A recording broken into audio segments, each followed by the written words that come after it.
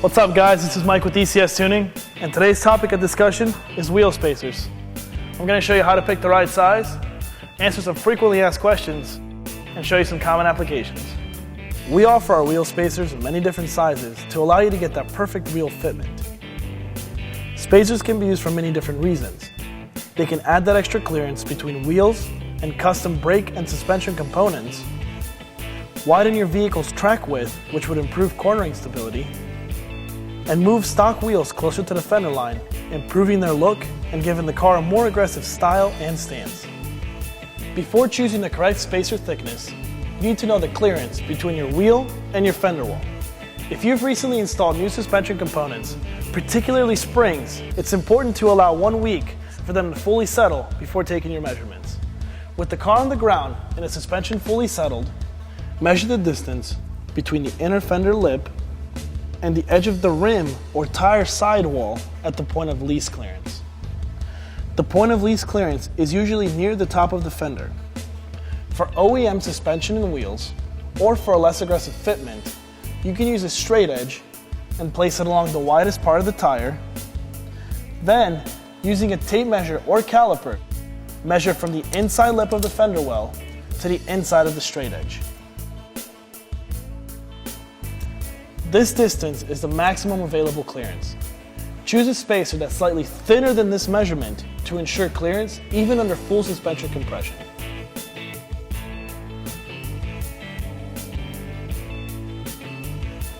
For our purposes, we chose to run the biggest spacer allowed by our measurements. Notice the difference it's made to this OEM setup.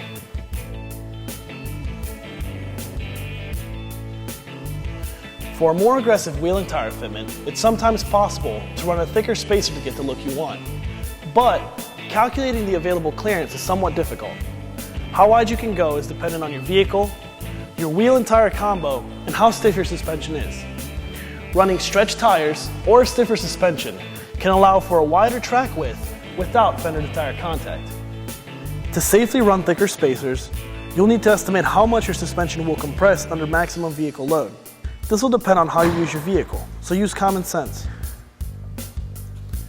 With the car at loaded ride height, measure the horizontal distance between the fender and the nearest point on the tire. This distance is the maximum available clearance. Choose a spacer slightly thinner than this measurement.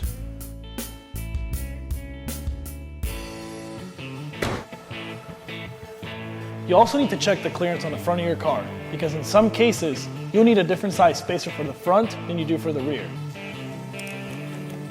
Remember, these dimensions are different for every vehicle, so actual measurements are a must. Think about how you use your car before you decide how much clearance you need or how aggressive you want to get. One thing, this may not work for all loads and driving conditions, so it's important to leave a little room for suspension compression. Once you've selected your spacers, you need to determine if you need longer wheel bolts. OEM bolts are long enough to safely secure your factory wheel to the hub. When installing wheel spacers, you increase the distance between the hub and the wheel bolt seats, and the OE bolts will be too short to safely secure the wheel. This is a safety issue and must be taken seriously. Wheel bolts are measured from the base of the seat to the end of the bolt. Add the length of your stock wheel bolt to the thickness of your spacer to determine the required length of bolt. If the exact length bolt is not available, round up to the next available size within 5 millimeters to ensure adequate thread penetration, but not to use a bolt that's too long, as it can interfere with suspension or brake components behind the hub. Also, when buying new bolts, be sure you select the correct wheel bolt type for the bolt seat used in your wheel, either conical or ball seat. Another thing to consider is wheel bore. This is the hole in the center of the wheel whose diameter matches the extension on the hub. What this does is center your wheel onto the hub to ensure smooth, vibration-free driving. While thinner spacers don't have a hub extension, they're thin enough to allow the wheels to sit on the OEM hub. Thicker spacers have a lip to mimic the OEM hub, allowing your wheel to sit on it and be hub-centric. Be sure to always use a high-quality hub-centric spacer. Before installing your spacer, hub preparation is very important. Accumulation of rust and scale on the hub extension or rotor face itself can prevent your wheel and spacer from seating correctly. This can lead to improper tightening of bolts, wheel runoff, and vibrations.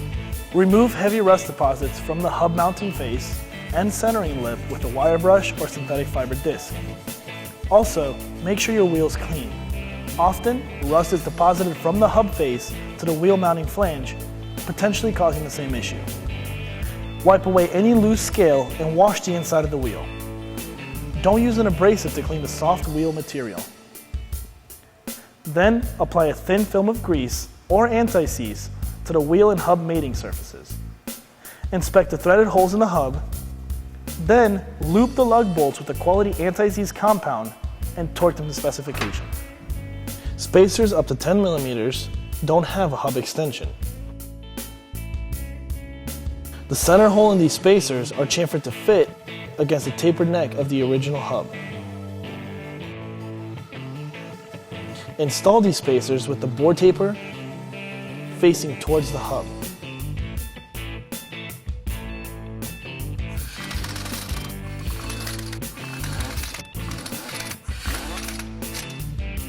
With the wheels and spacers installed, it's time for a final test. Make sure the wheels do not contact the fender as they're turned, and that there's some additional clearance to compensate for body roll and suspension compression when cornering. On vehicles with adjustable spring perches, it may be necessary to increase ride height to provide additional steering clearance.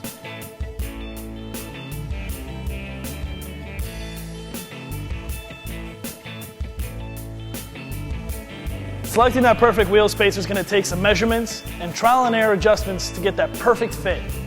We hope our tips have made it easier for you to select what's best for your car. I'm Mike with ECS Tuning, and I'll see you next time. Remember, ECS Tuning has a complete selection of spacers and wheel bolts for European applications, plus a large inventory of wheels and suspension upgrade components to get the look you want.